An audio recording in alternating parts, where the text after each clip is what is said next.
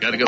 Hey, guy, you're the first serious gamer I've seen all morning. Check this out. Brand new 16-bit Super Nintendo with Super Mario World. Wow! What's this one? Oh, this is a Sonic the Hedgehog from Sega Genesis. Hey, look at these radical colors, huh? Wow, Sonic's fast, too. No, over here. I like Genesis, and it costs a lot less. Wait, kid, that game I'll there. take Sonic and Genesis. I knew that. Sonic the Hedgehog. More action, more speed. Sega Genesis. It's a whole lot more for less.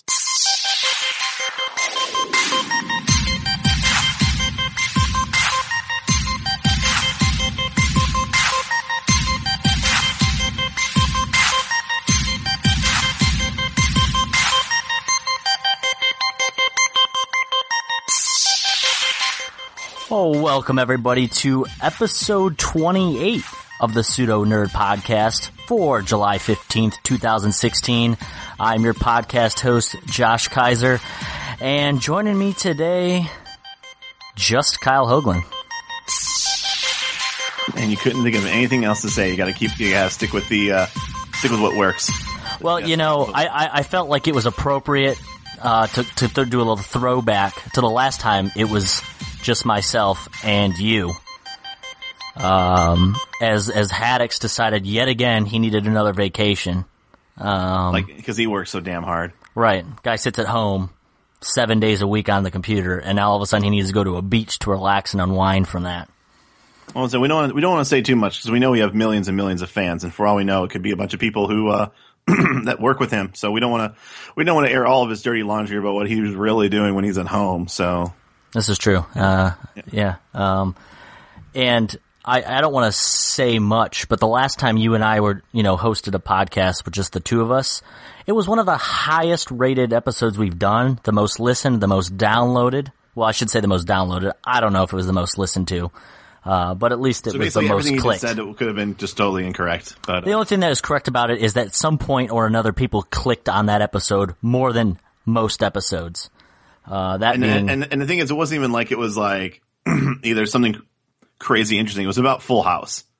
So I mean, that to me, if I would have listed all of the podcasts that we've done so far and been like, all right, which one do I think would have been probably one of the lower ones, just based on the title alone. I probably would have said that the Full House one might have been the one that might have been dragged in the mud a bit. But you know what? That's what happens when you bring your A game and you don't have to drag somebody else through the mud because he's not bringing it. Yeah, we didn't have to carry anybody else. We were able to just carry ourselves the way it was intended, and made things a lot easier to give the fans our PNPers out there exactly what they wanted, and that was a quality podcast. And you know, and for the people that really do miss Haddix, I'll go ahead and let's do my quick impression of him right now. Okay, here we go. Well, I mean, guys, you need to ask me about my opinion about something real quick. Just say anything. Just to be like, Haddix, what do you think about that? So, Haddix, what do you think about the weather today? I agree. Right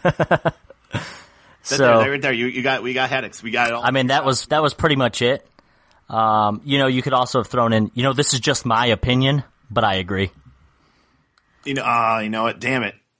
All right. Well, next time we go Haddix lists, which to all of our fans, they probably hope that's next week, but unfortunately he will be back next week. Hell, there might be a good possibility that it might just be me and Haddix depending on your upcoming procedure. Yeah, so this is as good a time. I wasn't sure if we were going to bring this in the intro or the outro, but might as well bring it up now. I know in a previous podcast, it was probably like maybe 4 weeks ago, I told the PNPers out there and yourselves about how I had gone to the doctor about my enlarged tonsils. Well, I've since been to an ENT, I've got a CAT scan done, I've taken antibiotics. Mind you, I have no pain whatsoever, it's just difficulty breathing because the tonsils are so enlarged. They pretty much can't find out what's wrong, is more or less what they're telling me, so I get to have my tonsils taken out on Tuesday. Normally we record on Thursday nights. I don't know, they're telling me that this is like awful for adults to do. The doctor told me on a pain scale of 1 to 10, it's a 9. So I might not be able to speak, or I might be in a lot of pain. So I'll try to do what I can, but I can't promise that I'll be on. And if I am, maybe I'll be on at a limited capacity. So it may be the Haddix and Hougie show next week. So I do apologize in advance if you guys want to just skip next week's podcast, I completely understand. So it's Tuesday, right? I'll have to make sure to let all of our social media people, we're all going to wear lavender colored bracelets on Tuesday to support you. I think a GoFundMe page is also being created to help pay for the ice cream that you're going to be eating afterwards. But yeah, I've been told that getting your tonsils being removed when you're an adult really sucks. It's like getting chickenpox as an adult, which is no longer chickenpox, it's shingles, which is like basically chickenpox times 20. I've read some forum stuff, and there was one woman on there who said it was worse than giving childbirth. So you got that going for you. Yeah, I mean, there's that. So you know what? If any woman if any like feminist, some chick with short hair comes up to you and tells you like you don't know what it's like, be like, no, bitch, I do know what it's like. That's right. And then I'll open my mouth and be like, you see this? I got those shit taken out.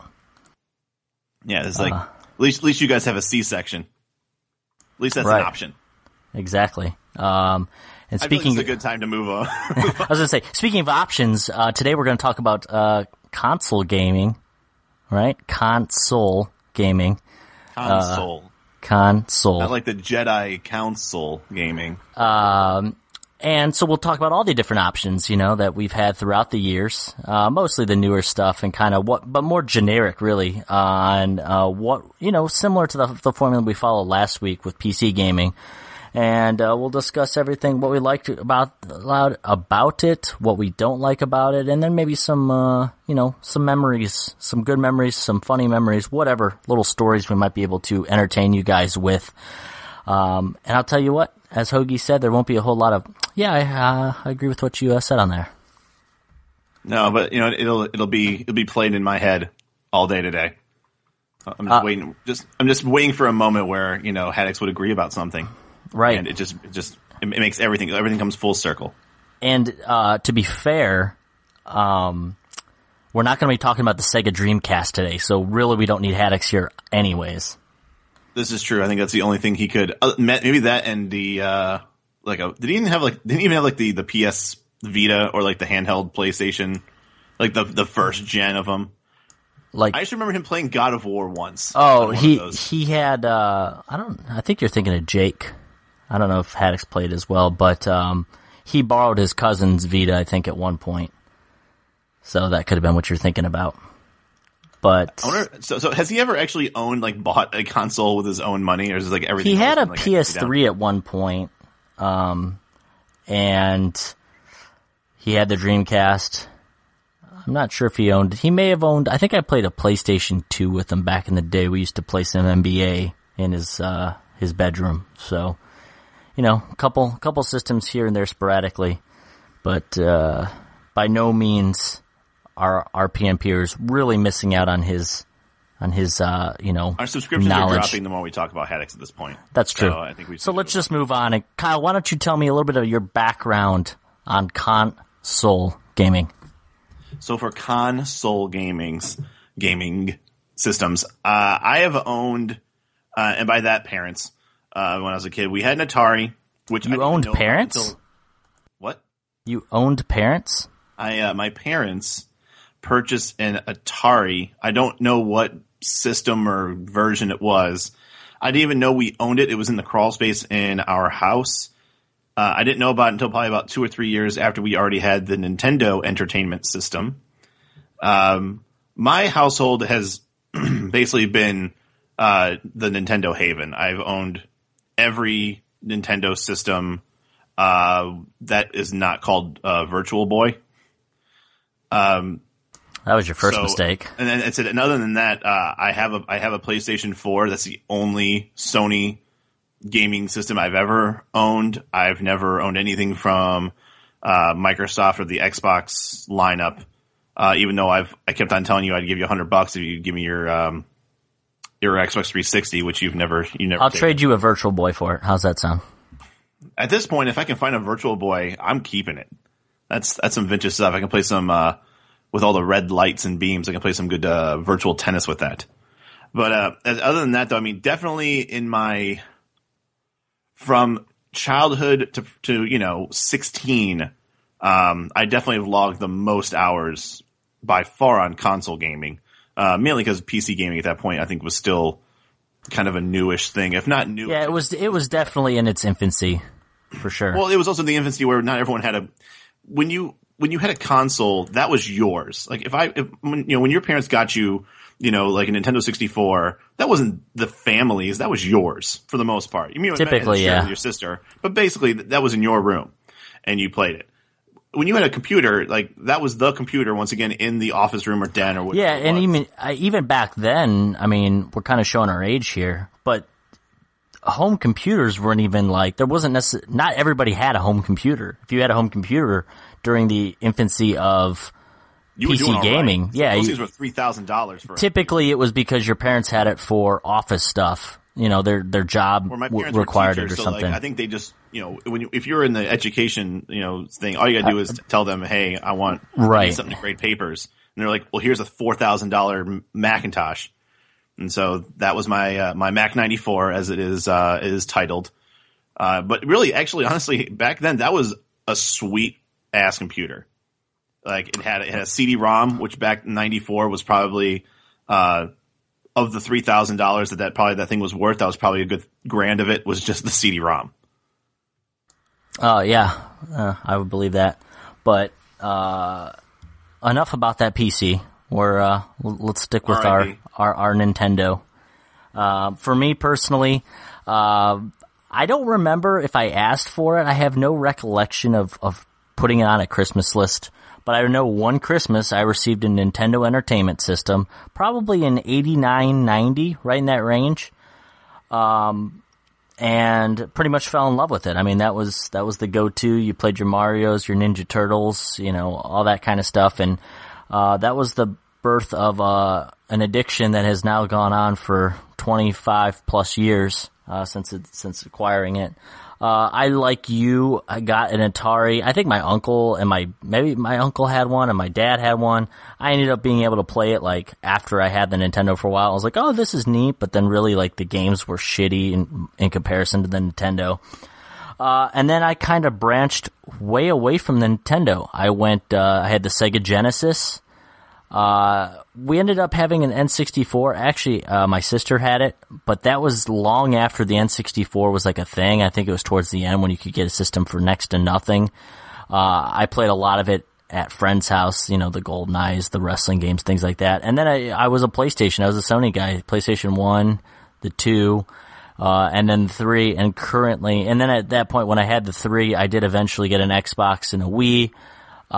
Both of which I the Holy Trinity, if play, both of which I've played fairly minimally, I would say, like a little bit here and there, but those are almost owned for exclusive games, which we'll get into shortly. Or if you invited friends over, like we would play Mario Party or Olympics. I remember I had to call off work one time because we played the shit out of the Olympic game, and for the swimming, I blew out both of my forearms and I couldn't lift anything the next day.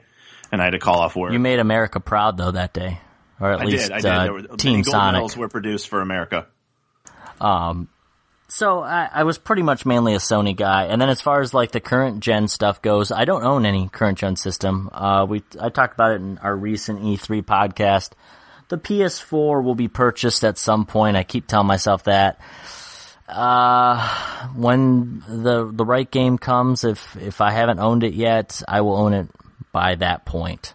Yeah, you've always been the wait until there's definitely the game that you want to buy for it. Well, I did have I had the PS3 during launch. I was there when there was only 6 or 8 launch titles, and I owned like half of them. I was going out and buying a game because I'm like, well, there's nothing else to play. Let me try this one. And it was kind of a rough time. The launch titles for the PS3, other than Resistance, was pretty shoddy.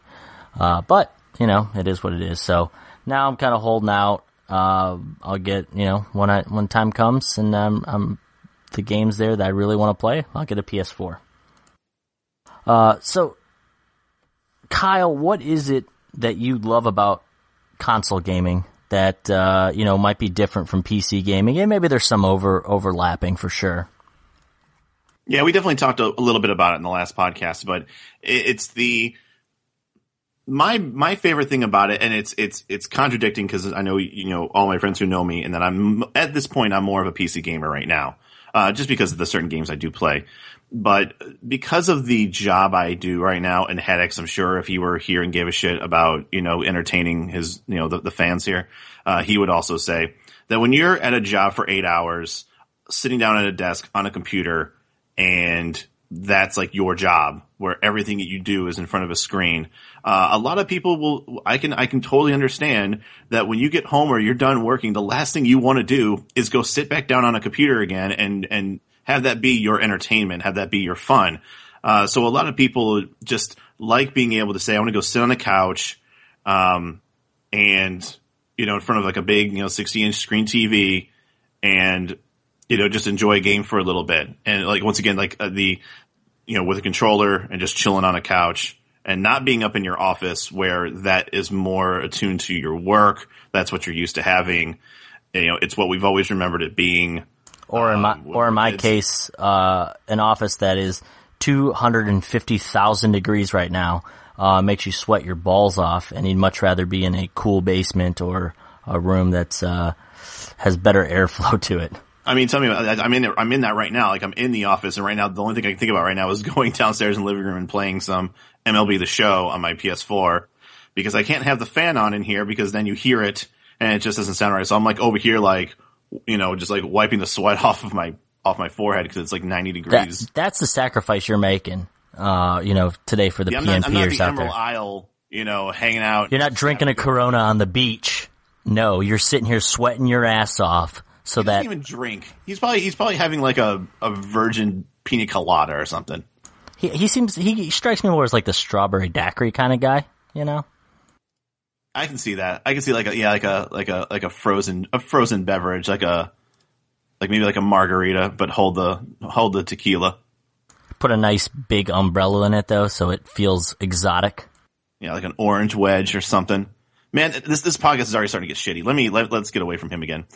But yeah, I said my favorite things about playing on a console is it's being able to chill on a couch and just relax and just, and once again, it's just kind of moving yourself away from the environment that for the most part you associate with working and, your responsibilities and stuff. And sometimes you just want to say, screw that. I just want to sit on a couch, put a controller on my lap and just enjoy myself. I mean, that's almost, to me, is the way video games were intended to be played. Now, obviously, they kind of started out in arcades where you're going out and you're standing in an arcade and playing like that, and that's fine. Standing doing anything is horrible.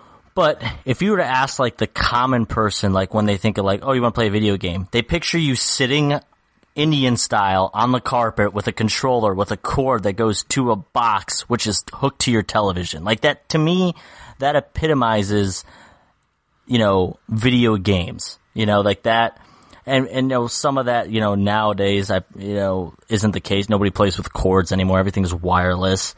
And, you can play on a portable screen, or you can play on, a PC, or you can play on a phone. But to me, sitting in front of the television, on your couch or on the floor, something like that, that is just like, maybe that's the nostalgia in me, but that is like a video, that is like, the ideal. If you had to put somebody in a room who had never done anything video game related, like that would be how I'd to introduce them to video games. Well, and the people who may not know us personally, we devoted, how many years has it been now? It's going to be 18 years? 19 years? Of RPG-a-thon? It'll be 17. It'll be 17. Our love for gaming, that's all console. We did try it remember that one year that we don't speak of, where we didn't do console gaming and we tried doing something with PC, and that was awful. It just doesn't feel right.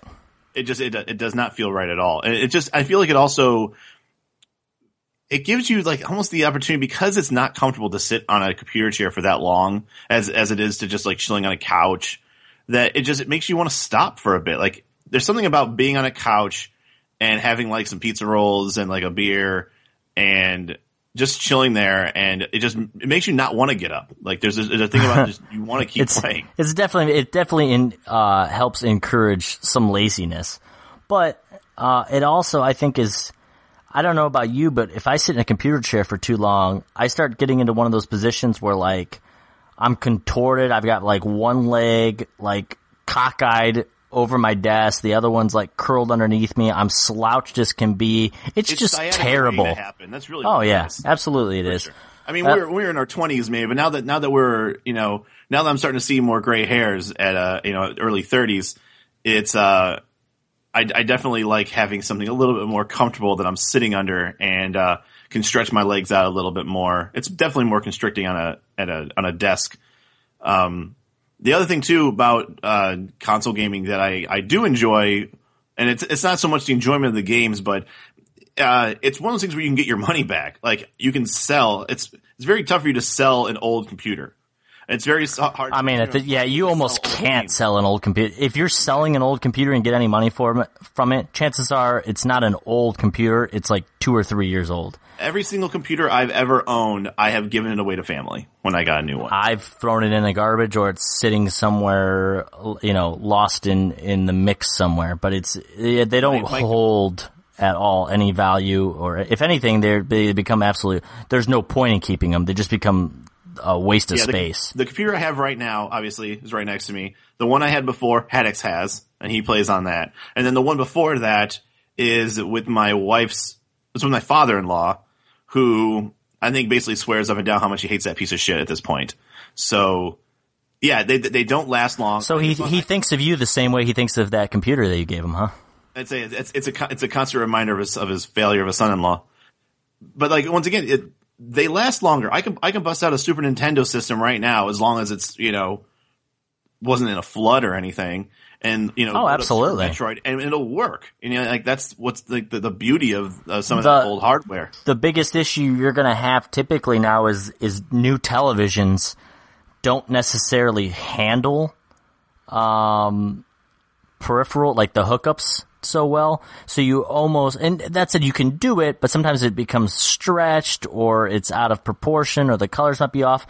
If you're if you're like a retro gamer, there's websites and things like that you can look up, but basically you need to get yourself an older style tube, CRT type television. But yeah, I mean, to your point, you can load up a Super Nintendo, you can load up a Nintendo. Hell, even Ataris with the right hookup, like you can play those right now.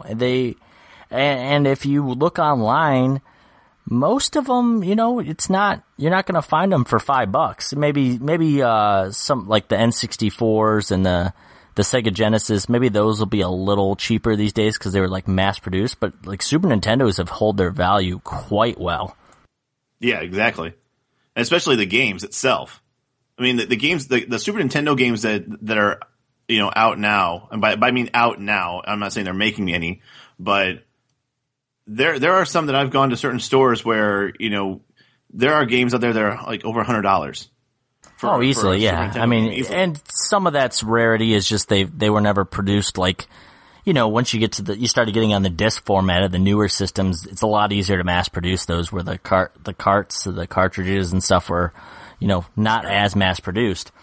But one other thing, kind of on that similar topic for me, what I like about this as opposed to PC gaming is if we're playing Super Mario Brothers, now this is more, I guess, on newer systems, but even on the older systems, like if you loaded up Super Mario Brothers on your Super Nintendo, I load up on mine, we're playing the same game, we have the same hardware playing it. If I loaded up Super Mario Brothers on my PC and you loaded up on yours, you might have better graphics, yours might run a little bit better, things like that. And I kind of talked about that in the last podcast. What I didn't like about PC gaming is, especially for online play, you run the risk of being at a disadvantage because of your minimum requirements in console. Right. Oh yeah, exactly.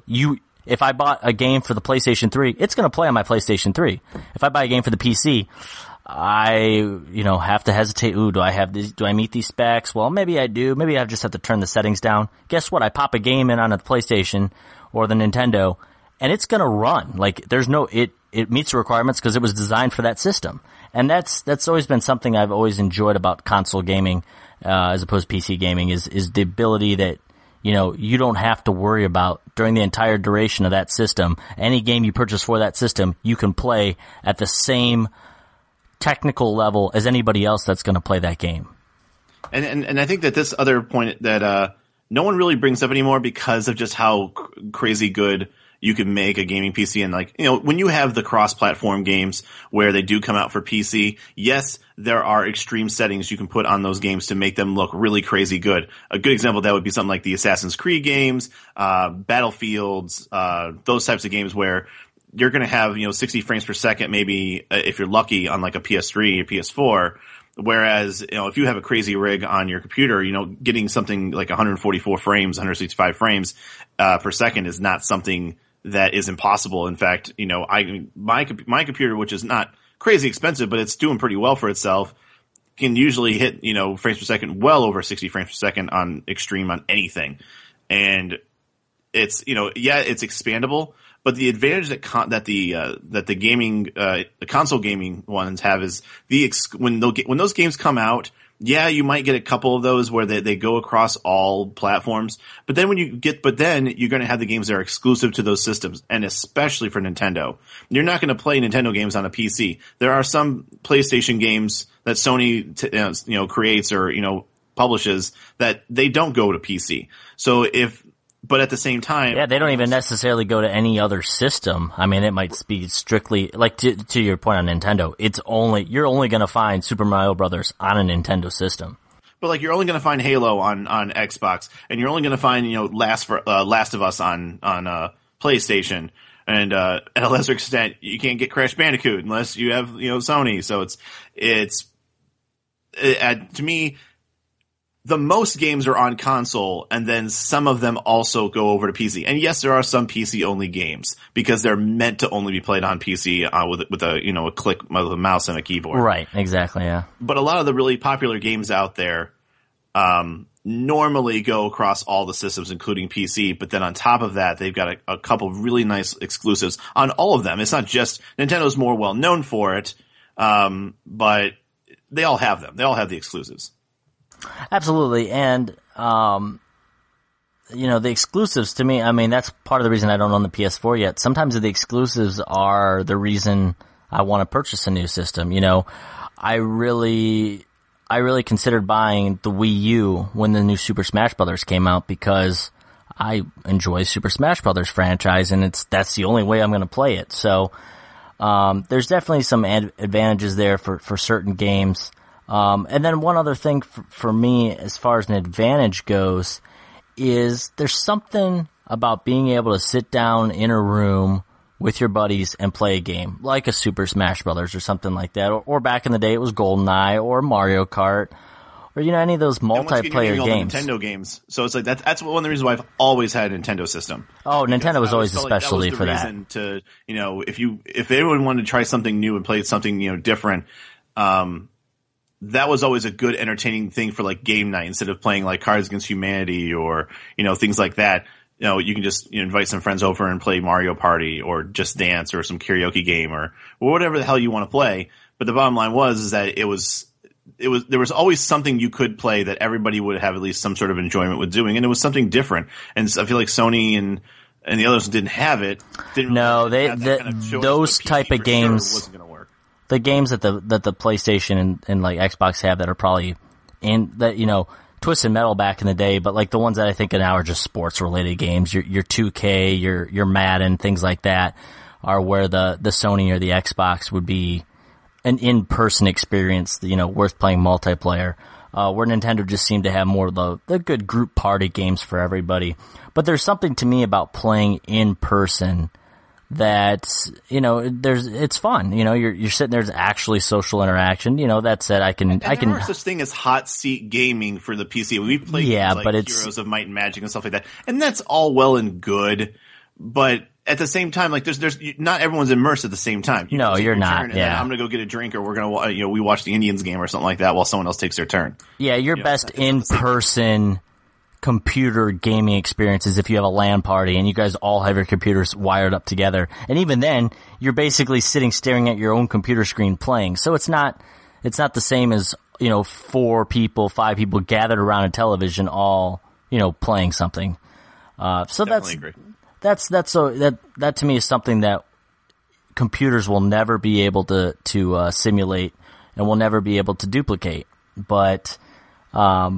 That's probably, I don't know, is there anything else that you can think of that's that you enjoy about consoles that maybe you can't do with the PC? It allows us to do this podcast with confidence without having Haddix. I'm sorry, with what? It helps us. It allowed us to have. It enables us to have this podcast where we didn't need Haddix. That's true. I mean, we could all be thankful for that. Right now, the number one reason why I love console gaming is because Haddix is not really a console gamer, and he's disqualified and worthless at this point. He's about as worthless as being out in the Emerald Isle right now, so he might as well just be there. Damn, dude. Let's not get too brutal about it. This is what I'm reading on the Twitter feed right now. So, I mean, this is just from this is just live stream from the PNPers. Not tweet-worthy says that not tweet-worthy guy. So, like Haddix on this podcast, what don't you like about console gaming? Well, I mean, the console gaming, the thing that's always drove me nuts, especially now, the new generation. Before, if you had like a PlayStation 2, you could play PlayStation 1 games with it, and you can also play PlayStation 2. PlayStation 3, you can play PlayStation 2 or PlayStation 3. Depending on the version of the PlayStation 3 you have. Yes. I guess. The original versions, the newer versions, the original version was compatible. Right. Okay. So I'm very curious of why now we're kind of taking that step back now. Ever since the Wii, because I would say that Nintendo always kind of had that problem of backwards compatibility up until the Wii, because they kept on changing the discs and the cartridges. I was going to say, yeah, the format that they stored the games on was a big reason why they weren't backwards compatible. Exactly. So when they finally were able to go to discs, it seemed that it was much more feasible to do. So like the Wii could do the Wii U and GameCube discs, and then the Wii U can do Wii and Wii U. But now, if you have a PlayStation 4, if you want to play a PlayStation 3 game, you'd have to purchase the game again through, the PSN network or whatever the hell it's called, and get the game again as a digital download, which is kind of sucks. I feel like it takes away from your whole library of all these games that I'm sure you've held on to. And I know you have a decent library. You got that showcase in your office right now of all those games. Do you even have anything right now that you can play right now to put those in? Do you still hold on to your old PlayStation 2? I mean, I have my PlayStation 3, so I can play anything I want on it. But it can't play PlayStation 1, can it? Oh, it can, yeah.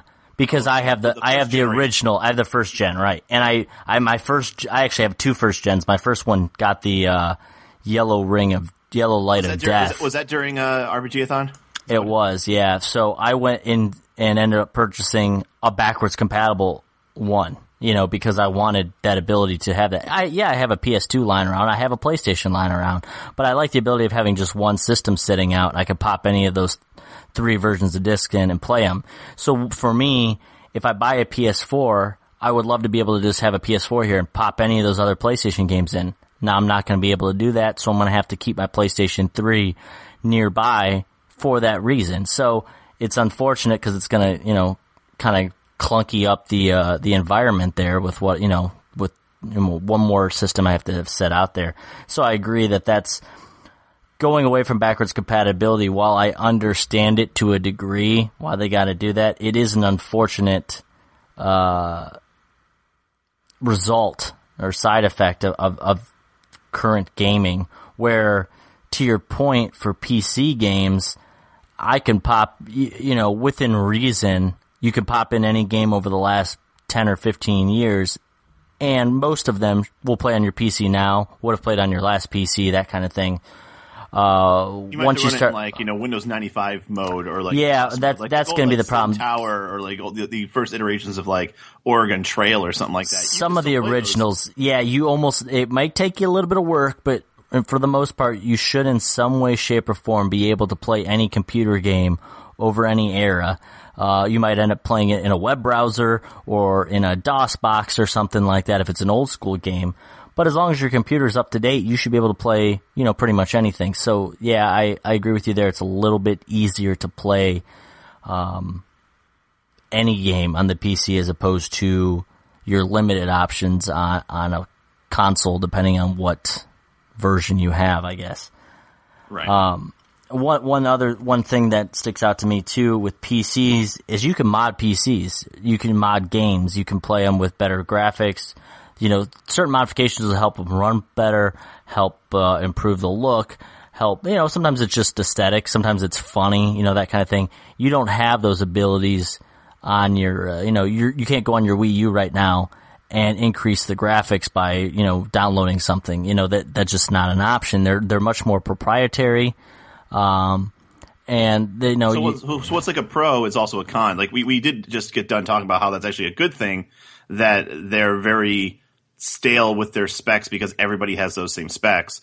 But the enthusiast or the modifier person in us, the PC gamer in us, would probably hate to have a console system. It's one of those. Yeah, I agree. It could be a pro or con. To me, that doesn't bother me much. I don't mod games, to be honest. I do see some games that are modded. I'm like, oh, that looks, Skyrim got modded, and I'm like, oh my god, it looks beautiful. Or an old PlayStation game gets modded on the PC and it looks great. That kind of thing. So, have you ever seen like a PlayStation 3 or even like a Wii, where they like ROM it and like it completely just like unlocks it and you're able to do like a bunch of other crazy stuff with it?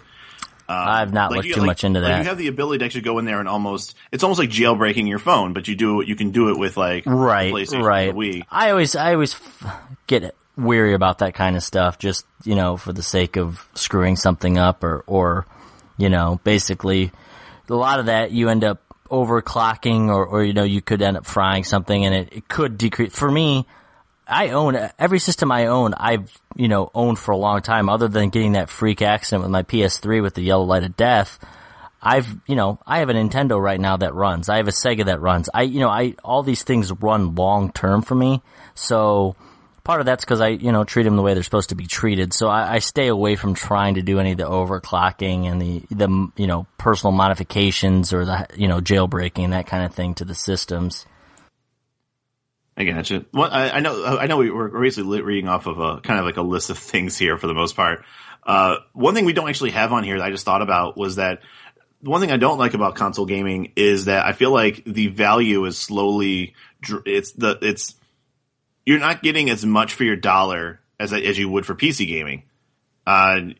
Yes, it's more expensive to have like a full blown, rig, like a PC, a big gaming PC, but every year or every time a new generation console comes out, I feel like the specs are not, they don't blow you away, but yet you're spending another $200, $300 more on a system every time. And, I think I remember when I got my PlayStation 4, I got lucky because I got it around Christmas time and, it was a little bit cheaper. Plus I already waited a year. So, it came out in 2014. So, I had a whole year of not playing a PlayStation 4, so it was a little bit cheaper.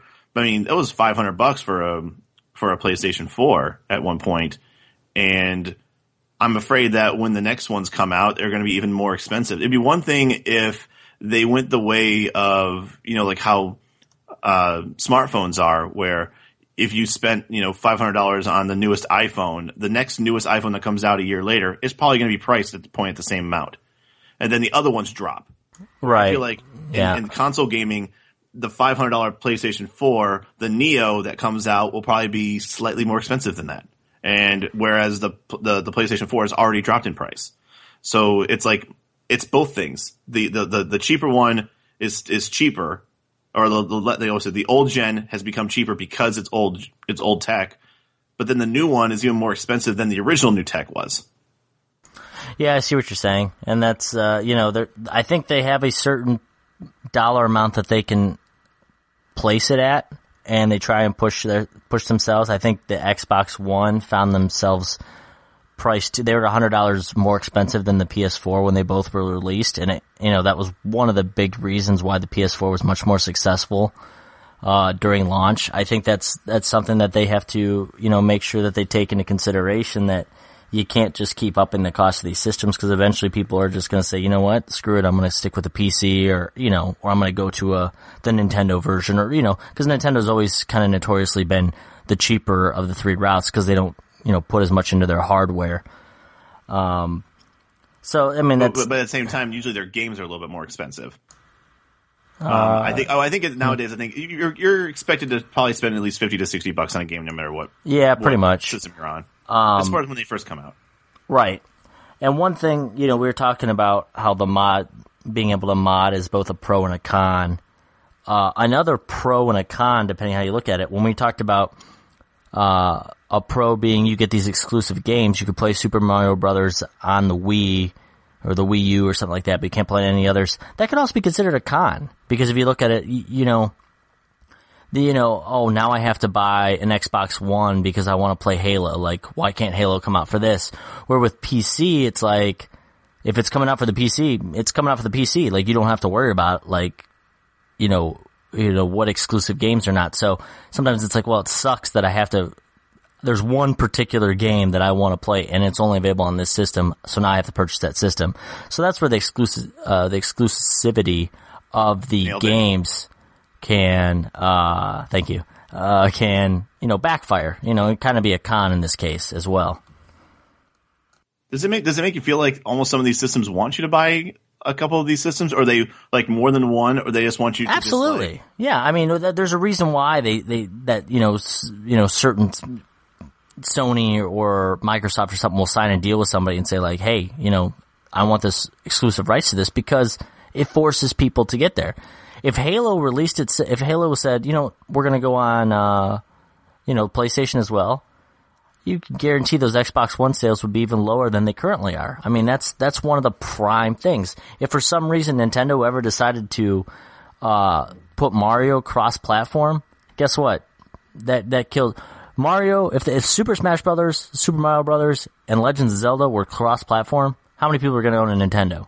I mean, that is a main reason why you purchase a Nintendo product, is for the Nintendo games. That became kind of the beginning of the end for Sega too, because after a while, because their sales are going down, they just started giving the rights to some of their games to Nintendo. And well, yeah, I mean, at that point, Sega realized they were going to go straight into if we only had an expert on the Sega Dreamcast right now to discuss this with us, but once the Dreamcast kind of bombed, they're like, well, we don't want to go under. Let's just focus on games. And that's something, if Nintendo ever got to the point where their systems weren't doing well, I could see them doing that. Like, hey, our systems just aren't what they are, but you know what? We make some kick-ass games. We're going to focus on that.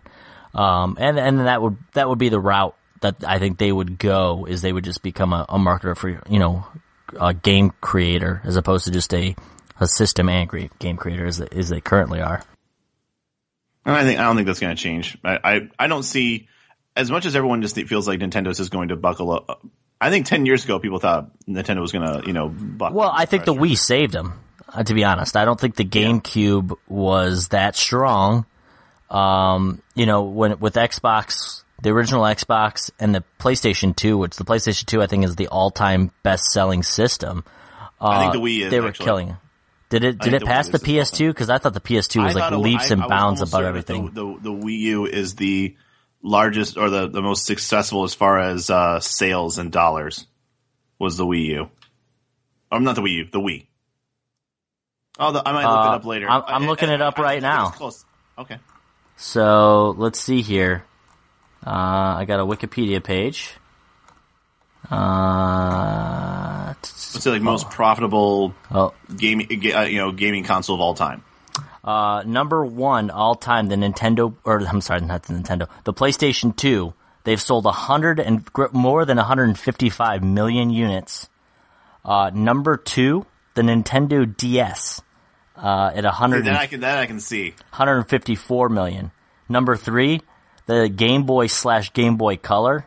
So they're kind of combining them together, which is a little cheap, but all out, 118 million. The PlayStation 1 comes in at 4 with 102, and then the Nintendo Wii at 5 with 101 million. So the Wii's actually just below the about a million less than the PlayStation. And I can see it too, especially over in the Eastern Hemisphere. The handhelds are king over there. Like, I'm sure a lot of those sales for like the DS and stuff like that are more sold on like out in China and Japan, where like I think everybody has one out there.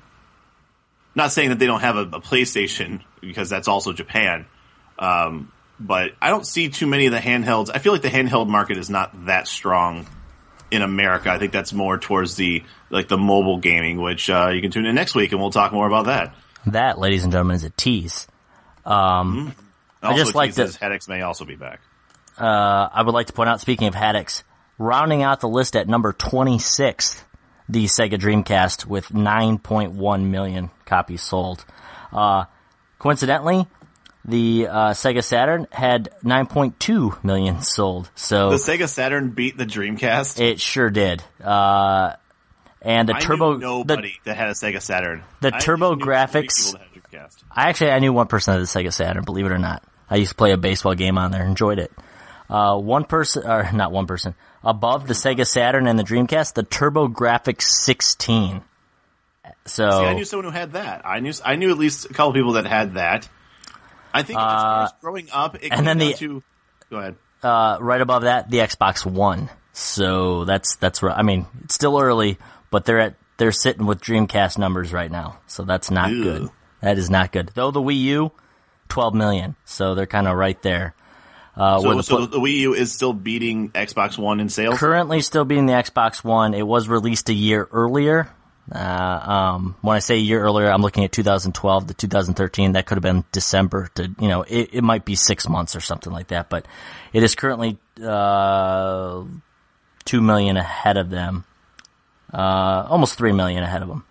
At this point, the Xbox Ones are definitely probably selling faster than the Wii U's right now. Probably, yeah. I would assume. That would be my guess. So they'll probably catch up on that. Yeah, the PlayStation 4 is at 40 million, so one thing it did not catch up on as far as console gaming, before we move on to the next topic, is, and it's not so much now, but I know that's one thing that we talked about before about, I guess spotty at best online play. I can only speak of this when I was younger, having a GameCube and a Wii. I think not until the Wii U did I feel like I actually had like a system that was maybe not so much meant to, but was definitely capable of playing any, online game. Yeah, I mean, that's big on Nintendo too. Nintendo never, I mean, even on the Wii, and maybe you could speak to it more, but even the little I've seen on the Wii U, it seems like they're just not trying for the online play like they should. It's just that like the massive online is not something that they do. It's always like when you play a game with on the Nintendo, I'll say the example to me is Super Smash Brothers. So you can play Super Smash Brothers even from the Wii and the Wii U. You could play it online. But I think the whole point of it was you kind of matched up with with 3 other people, and you did that because there was no way in hell that you were going to be able to get 20, have like an 8 on or an 8-person Smash. I just feel like it just wouldn't be playable. Everything would be slower. And plus games like that are very twitchy. And now I have seen people play games like not Medal of Honor, like Black Battlefield, Ops, Call of Duty, like the Modern Warfare games. I've seen gameplay of that on the Wii U, and it's fine. There's nothing really wrong with it. But I'm talking about the exclusives, the games that actually Nintendo creates and publishes. The online capabilities of it are kind of just, they are what they are.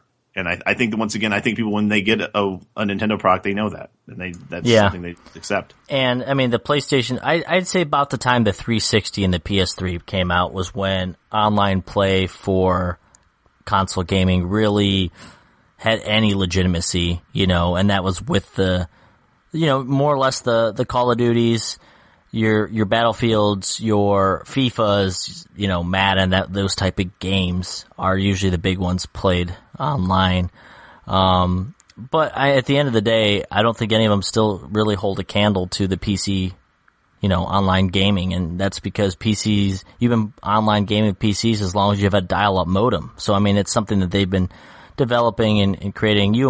Any game you create for a PC, you almost have to think like, oh, this is going to be played online. Like, how are we going to, what kind of online play is it going to involve? Where with the console gaming, you could still say, this is something, you're going to play. They might just sit around on the couch and play with themselves. So, yeah, when Blizzard came out with Battle.net, I mean, that was such a crazy thing that I feel like I honestly have never heard of anything like it until, being able to play games like StarCraft and Diablo you had like GameSpy Arcade and stuff like that was sort of the old Roguesphere days. Yeah, but Battle.net was really the original that I can think of. I'm sure there's other options at the time, and then some of these other little things kind of popped up. Really didn't stand it very long until Steam came along, and now Steam has gained enough steam, if you will, to be one of the premier. Haddix would have liked that joke. He sure would have. That's what I miss about having him on here, is him giving me having a simple mind on the show for a bit, just drooling and laughing at everything we do. Right. I mean, I don't know about you, but I feel like we've had to talk a lot more because we haven't had that 30-second break of him saying, yeah, it's just my opinion, but I agree with what you guys said there. Yeah, when you have to, there's so much just dead silence, which really is translated to when anytime Haddix speaks. That it's tough. It is. It's people who want to go out there and do podcasts. It's fun, but it is difficult because when it's just two people, you almost have to share 60 minutes of the time. Sometimes you just need to have that Neanderthal third guy that just fills up 5 minutes of just hot air. I could not agree more with you there. So as we're kind of getting towards the end of this podcast here, what do you think is the future of console gaming? So the things I've actually read about so far, so it's not like my thoughts or what I think it's going to be. It's things I think that have already been kind of teased by the developers themselves. I know that VR is coming. I don't really give a shit about that. I'll let you talk more about the excitement of that, because that's just, it's always been something that I feel like that's just to take from one of your words, that this new fandangled technology. I feel like just VR is just not for me. But the thing that I'm looking forward to are things like actual upgradable systems. Something where if you bought like the next latest generation, the one past the PlayStation 4 and the Xbone and the Wii U, having something where you bought the system, and then when they come out with like maybe the like 0.5, because like you said before, PlayStation 3 came out with like another version of itself later on. That might have been slightly better, in some regards. But one of the things that I know that Xbox has been teasing is being able to take something from the PC's playbook and saying, okay, the next Xbox system is going to have like, a certain dollar amount that you can put certain things in. And then you have like the, price points of different versions. But then later on, if you want to upgrade to those different versions, you don't have to go and buy it. You can go ahead and actually upgrade the parts as you go by, so that when the next system does come out, you still might be able to play those games on the new one. So it's no longer like Xbox One games. It's more like Xbox games that you can play at a certain degree and then upgrade to a point where the new games that are coming out, you could play them. So it's no longer, the games aren't tethered to a particular system. That's why I think it's going to be a really cool thing if they could pull that off. Yeah, I mean, that definitely would be unique. Well, not unique, I should say. It's been done in PC gaming, but it'd be unique to console gaming. And a cheaper route than to what we were talking about earlier, having to purchase a completely new system. So that I would be all for that. And while I would like to have a completely virtual LED lights, the Tony Stark treatment. The Tony Stark treatment in all forms of my gaming. I will say, obviously, virtual reality is going to be a thing. It's coming out. Sony is bringing it out. It's already, you got the Oculus out. You've got, a couple of these different versions currently, both for PC gaming, mobile gaming, things like that. But it's coming to the PlayStation 4. And I think that'll be kind of our first real look into a hard developed, like fully operational unit. And like a true gaming lineup. Right, exactly, yeah. And for me, I'm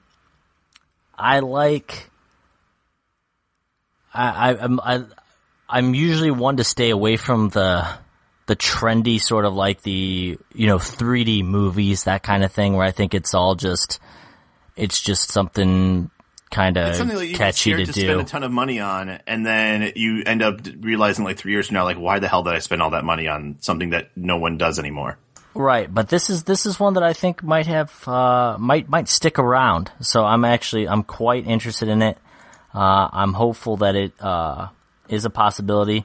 And then on more of a, the Tony Stark dream side of things, I would love to see a day where, like, it's sort of, it's like a bittersweet thing where, like, Nintendo would say, like, you know what, we can't make our own system, but then Nintendo and Sega form one, like, super unit together, and then we come out with this, like, new system that's, like, brought to you from from Nintendo, from Sega. They have all their licensed games together, but then the unit, like, it's almost like a modern day Dreamcast, something like that.